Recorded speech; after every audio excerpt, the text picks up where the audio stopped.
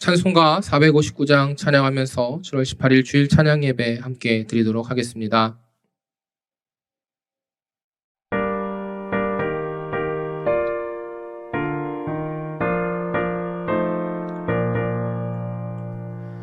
누가 주를 따라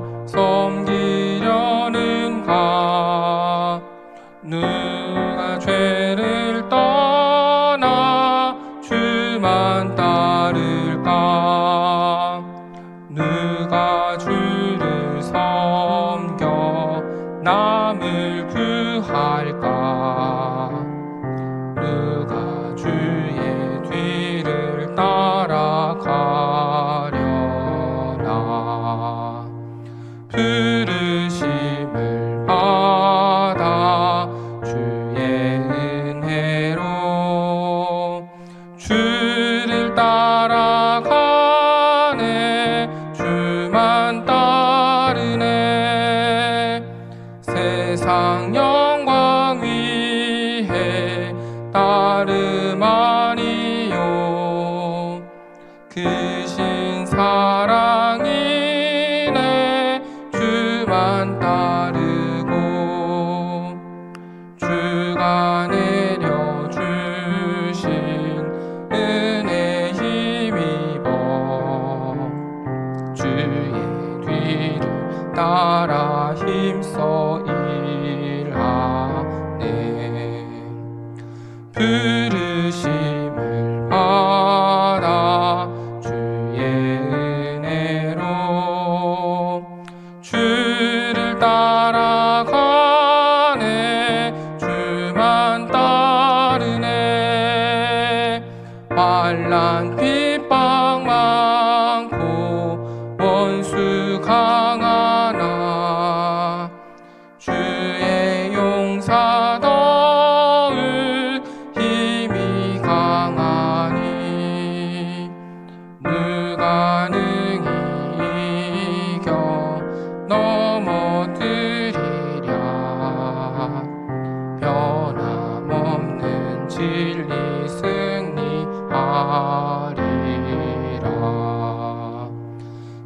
기쁜 찬송하며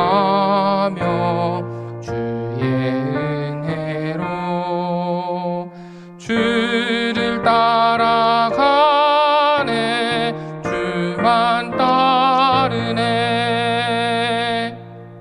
아멘. 오늘 우리에게 주신 하나님의 말씀 마태복음 16장 1절에서 28절까지의 말씀입니다. 신약성경 마태복음 16장 1절에서 28절까지 봉독해 드리도록 하겠습니다. 바리새인과 사두개인들이 와서 예수를 시험하여 하늘로부터 오는 표적 보이기를 청하니 예수께서 대답하여 이르시되 너희가 저녁에 하늘이 붉으면 날이 좋겠다 하고 아침에 하늘이 붉고 흐리면 오늘은 날이 굳겠다 하나니 너희가 날씨는 분별할 줄 알면서 시대의 표적은 분별할 수 없느냐? 악하고 음란한 세대가 표적을 구하나 요나의 표적밖에는 보여줄 표적이 없느니라 하시고 그들을 떠나 가시니라. 제자들이 건너편으로 갈새 떡 가져가기를 잊었더니 예수께서 이르시되 삼가 바리새인과 사두개인들의 누룩을 주의하라 하시니 제자들이 서로 논의하여 이르되 우리가 떡을 가져오지 아니하였도다 하거늘 예수께서 하시고 이르시되 믿음이 작은 자들아 어찌 떡이 없으므로 서로 논의하느냐? 너희가 아직도 깨닫지 못하느냐?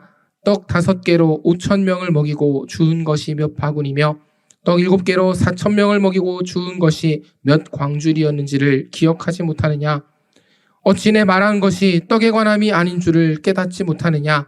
오직 바리새인과 사두개인들의 누룩을 주의하라 하시니 그제서야 제자들이 떡의 누룩이 아니요 바리새인과 사두개인들의 교훈을 삼가라고 말씀하신 줄을 깨달으니라.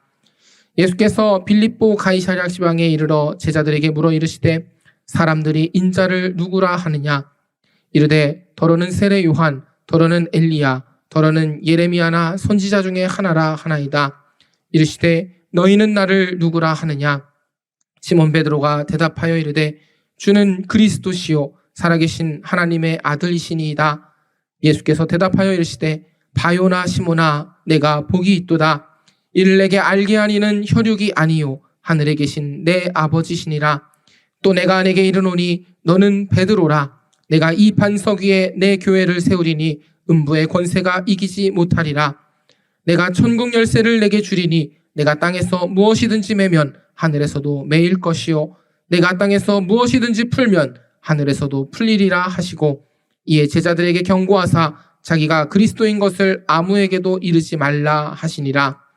이때로부터 예수 그리스도께서 자기가 예루살렘에 올라가 장로들과 대제사장들과 서기관들에게 많은 고난을 받고 죽임을 당하고 제3일에 살아나야 할 것을 제자들에게 비로소 나타내시니 베드로가 예수를 붙들고 항변하여 이르되 주여 그리 마옵소서 이 일이 결코 주께 미치지 아니하리이다.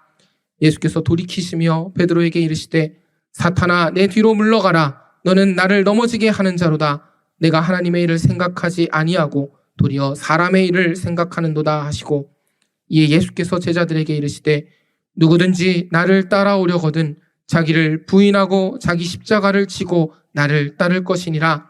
누구든지 제 목숨을 구원하고자 하면 잃을 것이요 누구든지 나를 위하여 제 목숨을 잃으면 찾으리라. 사람이 만일 온 천하를 얻고도 제 목숨을 잃으면 무엇이 유익하리요? 사람이 무엇을 주고 제 목숨과 바꾸겠느냐? 인자가 아버지의 영광으로 그 천사들과 함께 오리니 그때에 각 사람이 행한 대로 갚으리라.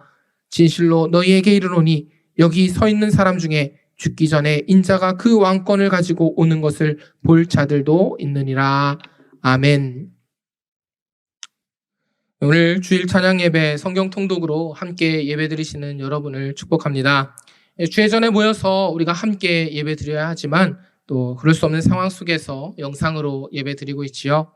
우리의 몸은 각 가정 가운데 있지만 그러나 하나님을 바라보면서 한 마음으로 드리는 이 예배 가운데 하나님께서 찾아와 주실 줄로 믿습니다. 그리고 오늘 이 말씀을 통하여서 하나님께서 주시는 음성이 들려지고 또 그 말씀 붙들고 살아갈 수 있는 귀한 삶이 되기를 바랍니다. 오늘 함께 읽은 말씀은 마태복음 16장의 말씀입니다.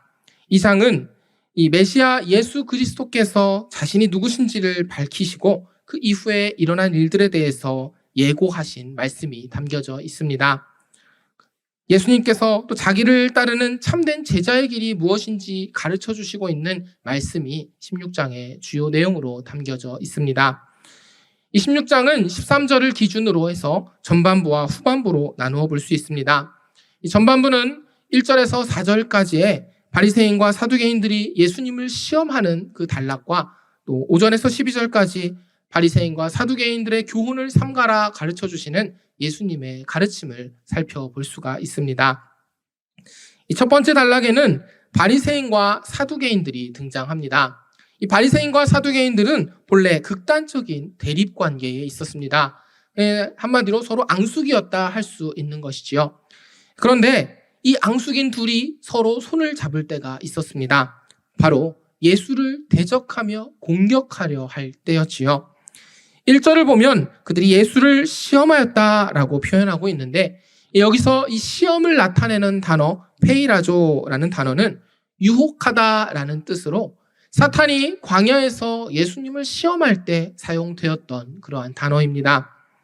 이 단어는 신약에서 부정적인 의미로 사용이 되어서 악의를 가지고 상대방을 함정에 빠뜨리고자 유혹하는 그러한 것을 뜻하고 있습니다. 평소에는 서로 앙숙이었던 바리새인과 사두개인들이 예수님을 곤경에 빠뜨리고 음해하고자 하는 일에 서로 힘을 합쳐서 나서고 있는 모습을 우리는 볼 수가 있는 것이지요.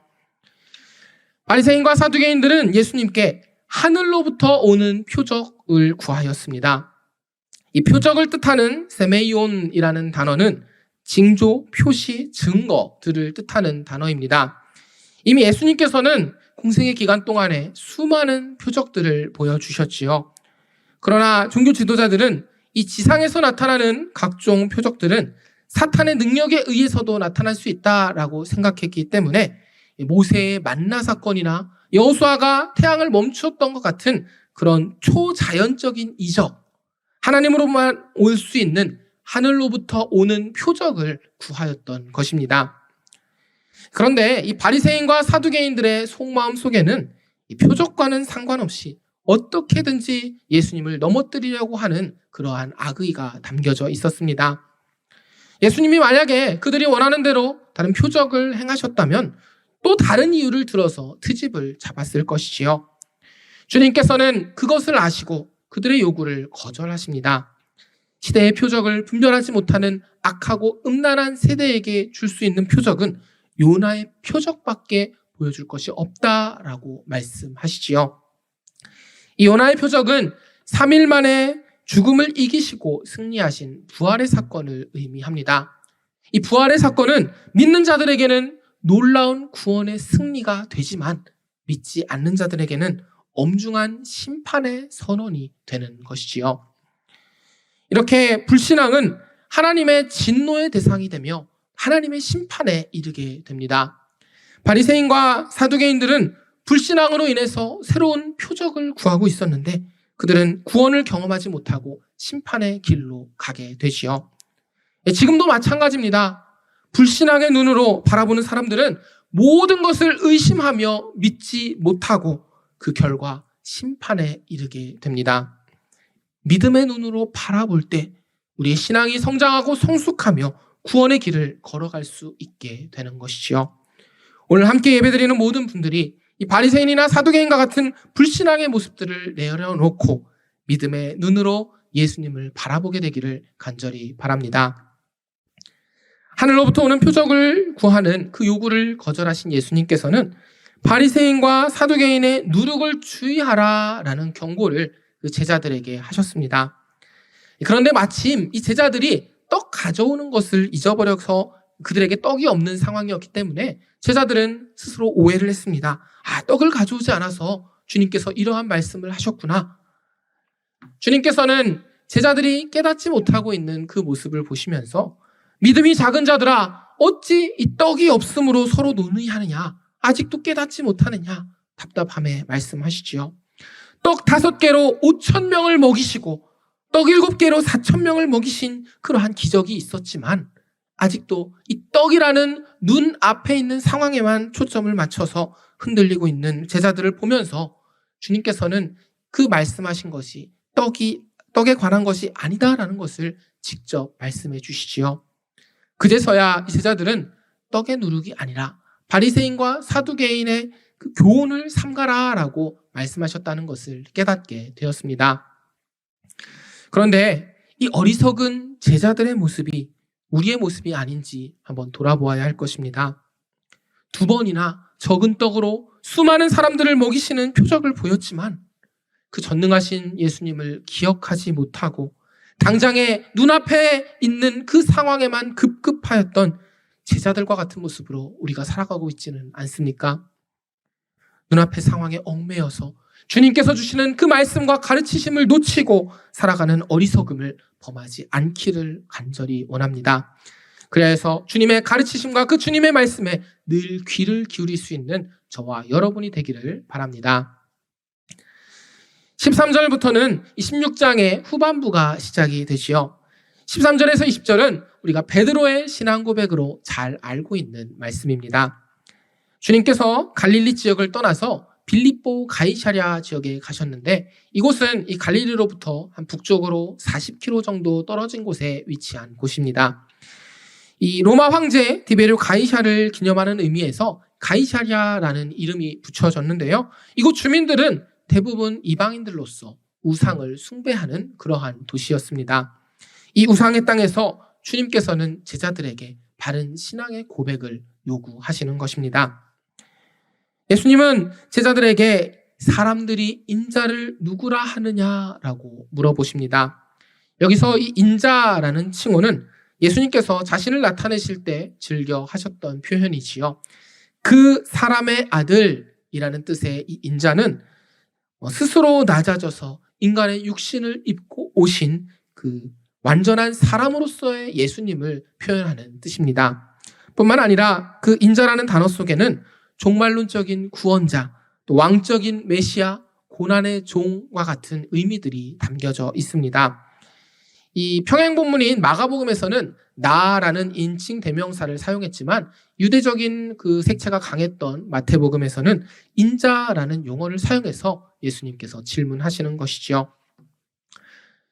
예수님은 사람들이 자신을 누구라고 하는지 물어보십니다. 제자들은 더러는 세례 요한, 더러는 엘리야, 더러는 예레미야 또는 선지자 중에 하나라고 합니다. 대답하였습니다. 이 제자들도 예수님과 같이 다니면서 사람들이 예수님을 무엇이라 말하는지 들어왔지요. 그래서 당시 사람들이 예수님을 어떻게 이야기하는지 예수님께 전했습니다. 사람들은 예수님을 다양하게 받아들이고 있었습니다. 죽은 세례 요한이 다시 살아나서 활동하는 것이다. 또 엘리야가 다시 나타났다. 그렇게 여기는 사람들도 있었고요. 백성을 향해서 긍휼의 눈물을 흘리시는 예수님을 보면서 예레미야가 눈물의 선지자 예레미야와 같다. 또 위대한 일을 행했던 선지자 중에 하나다. 이렇게 받아들이는 여러 모습들이 있었던 것입니다. 그러나 이 사람들의 대답은 예수님께서 원하시는 대답이 아니었습니다. 세례 요한, 엘리야, 예레미야, 선지자 모두 중요한 인물이었지만 예수님께서 메시아다라는 그 사실을 드러내지는 못하는 것이지요.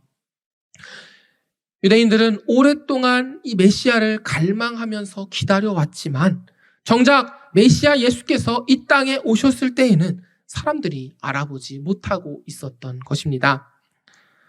그러나 주님께서는 너희는 나를 누구라 하느냐 물어보십니다.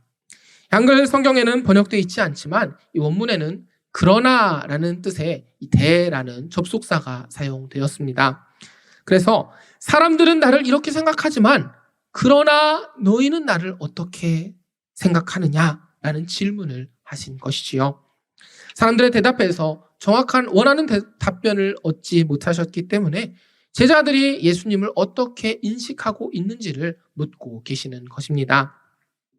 예수님의 질문에 베드로는 주는 그리스도시요 살아계신 하나님의 아들이시니이다 라고 대답을 하지요. 이 그리스도란 말은 기름 부음을 받은 자라는 뜻으로 예수님께서 하나님의 기름 부음을 받은 하나님의 종이다라는 것을 나타내고 있는 것입니다. 이 구약에서 하나님의 종으로 기름 부음을 받은 자들은 제사장, 또 왕, 선지자들이 있었습니다. 예수님께서 이 땅 가운데 대제사장으로 또 왕으로 선지자로 오셔서 역할을 감당하셨다라는 것을 보여주고 있는 표현이 바로 주는 그리스도십니다 라는 표현인 것이지요. 그리고 또 예수께서 살아계신 하나님의 아들이십니다 라는 것은 그리스도를 또 부연적으로 설명한 것으로 살아계신 하나님의 아들이신 분으로 또 아버지로부터 백성에게 파송받은 그러한 메시아다라는 사실을 잘 보여주고 있는 고백입니다. 이 베드로의 고백은 예수님께서 이 땅에 오신 목적과 그분의 본질적인 신분을 잘 보여주고 있지요. 그래서 예수님께서는 이 베드로를 향해서 내가 복이 있다라고 말씀하시며 이것을 알게 하신 분은 하나님이시다라고 말씀하십니다. 메시아 예수 그리스도를 제자들과 사람들에게 깨닫게 하기 위해서 이 베드로를 통해서 하나님께서 이러한 고백을 하게 하셨다라는 것이지요. 그러면서 주님께서는 베드로라는 이 반석 위에 내 교회를 세우리니 음부의 권세가 이기지 못하리라 말씀하셨습니다. 이 베드로의 고백이 교회의 시작과 기초가 되는 중요한 고백이었기 때문에 주님께서 그 고백 위에 내 교회, 예수님의 교회를 세우겠다라고 약속하신 것이지요. 이 중요한 것은 우리 역시 이 베드로와 같은 신앙의 고백이 있어야 한다라는 것입니다. 15절에서 너희는 나를 누구라 하느냐 예수님께서 물으실 때 이 휘메이스라는 단어가 사용되었습니다. 우리 성경에는 너희는이라고 번역되어져 있는데 이 원어에서는 2인칭 복수 형태의 강조 표현을 사용해서 예수님이 한두 명의 제자에게만 물으신 것이 아니라 12제자 모두에게 각자의 대답을 원하시는 그러한 질문으로 나타나고 있는 것입니다. 그리고 주님은 그 12제자에게만 물으시는 것이 아니라 지금 오늘 우리에게도 동일하게 묻고 계시는 것이지요. 사랑하는 여러분, 여러분은 예수님을 어떻게 고백하십니까? 나에게 복 주시는 분, 내 기도를 들어주시는 분, 우리 가정을 인도하여 주시고 지켜주시는 분, 혹시 예수님을 나의 이익에 맞게 내 입맛에 따라 그렇게 고백하고 있지는 않습니까? 예수님은 온 인류를 구원하시기 위해서 하나님의 그 기름 부음을 받으신 그리스도이십니다. 살아계신 하나님의 아들이 나를 구원하시기 위해서 인간의 몸으로 이 땅에 오셨다는 그 사실을 여러분 믿으십니까? 예수 그리스도의 십자가와 부활을 통해서 우리가 새 생명을 얻고 하나님의 자녀가 되었다라는 것을 믿으십니까? 예수 그리스도를 고백하는 진정한 신앙의 고백이 우리에게 있기를 간절히 축복합니다. 우리의 믿음의 고백 위에 음부의 권세가 이기지 못하는 예수님의 교회가 세워지게 될 줄로 믿습니다. 이 베드로의 고백을 통해서 자신이 메시아, 그리스도 되심을 나타내신 주님은 앞으로 되어질 일들에 대해서 제자들에게 말씀하십니다. 예루살렘에 올라가 대제사장과 종교 지도자들에게 고난을 받고 죽임을 당하고 3일 만에 다시 살아날 것이다 라는 것을 예고해 주셨지요. 그런데 그 말씀을 듣고 이 베드로는 예수님을 붙들고 항변하면서 주여 그리 마옵소서라고 외쳤습니다. 여기서 붙들고라는 단어는 강압적으로 붙들고 강권하는 그러한 모습을 표현하고요. 또 항변하다라는 단어는 꾸짖다, 책망하다라는 그러한 뜻을 담고 있습니다. 베드로가 얼마나 강하게 반발하면서 항변하고 있는지를 보여주고 있는 것이지요. 이 다른 제자들도 마찬가지지만 이 베드로에게 예수님께서 많은 고난을 받고 죽임을 당하신다 도무지 받아들일 수 없는 말이었지요. 제자들은 예수님을 메시아로 여기고 그 예수님을 따랐지요. 그러나 예수님의 사역을 온전히 이해하지는 못하였습니다. 억압받는 유대민족을 언젠간 구원해 주실 정치적인 메시아, 영광의 메시아가 되실 것이다 믿고 열광하면서 따랐던 그 마음이 있었기 때문에 그 메시아 예수께서 고난을 당하시고 죽임을 당하신다라는 것은 도저히 받아들일 수 없는 이야기였던 것입니다. 그러자 예수님께서는 이 베드로를 향해서 사탄아 내 뒤로 물러가라. 너는 나를 넘어지게 하는 자로다. 내가 하나님의 일을 생각하지 않고 도리어 사람의 일을 생각하는도다 말씀하십니다. 주님께서는 이 베드로를 단호하게 꾸짖으시면서 모든 제자들에게 경각심을 일깨워 주시는 것이지요. 십자가의 길은 예수님께서 이 땅에 오신 구원의 사역의 중요한 길이고 결코 타협할 수 없는 것입니다. 비록 그 길을 걸어가기 위해서는 고난과 고통의 십자가를 짊어져야 하지만 그럼에도 이를 통해서 하나님의 구원의 섭리가 이루어지는 것이기 때문에 예수님은 반드시 그 길을 걸어가셔야만 했던 것이지요. 인간적인 생각으로는 당연히 고통스럽고 죽음에 이르는 그 길을 피해야만 하지만 그러나 하나님의 일을 위해서 그 고난의 길을 걸어가야 된다는 것을 주님께서는 알고 계셨습니다. 그렇기에 걸려 넘어지게 하는 이 제자들의 생각을 용납하지 않으시고 단호하게 끊어내셨던 것입니다. 그러면서 이 베드로의 배후에 존재하는 사탄을 향해서 물러나라 라고 쫓아내시지요. 바로 앞에서 이 베드로가 신앙 고백을 할 때에는 이것을 가르쳐 주신 분이 하나님이시다라고 말씀하셨지만 그러나 베드로가 잠깐 방심하면서 인간적인 마음을 품고 사람의 일을 생각할 때 그 마음에 사탄이 틈타고 하나님의 일을 방해하였던 것입니다. 그렇기 때문에 우리는 늘 깨어서 사탄이 틈타지 못하도록 깨어 있어야 되는 것이죠. 사람의 일을 생각하면서 하나님의 일에 방해가 되는 일이 없도록 사탄을 대적하고 늘 깨어 있을 수 있는 저와 여러분이 되기를 바랍니다. 예수님께서는 이 하나님의 구속 사역에 대해서 아직 명확하게 이해하지 못하는 제자들을 향해서 참된 제자의 길이 무엇인지 가르쳐 주십니다. 누구든지 나를 따라오려거든 자기를 부인하고 자기 십자가를 지고 나를 따를 것이니라. 예수님을 따르는 참된 제자가 되기 위해서는 자기 자신을 부인하고 자기 십자가를 지고 주님을 따라야 된다라는 것이지요. 예수님을 따르는 이 제자의 길은 결코 쉽고 편안한 길만 있는 것이 아닙니다. 예수와 복음을 위해서 자기 목숨을 내어놓을 각오를 하고 따라야 하는 그러한 길이고요. 고난과 고통이 뒤따르는 험난한 길이 바로 제자의 길이지요. 그럼에도 불구하고 자기를 부인하고 자기 십자가를 지고 따라가는 자들에게 구원을 허락하여 주시며 참된 제자가 될 수 있게 주시는 것입니다.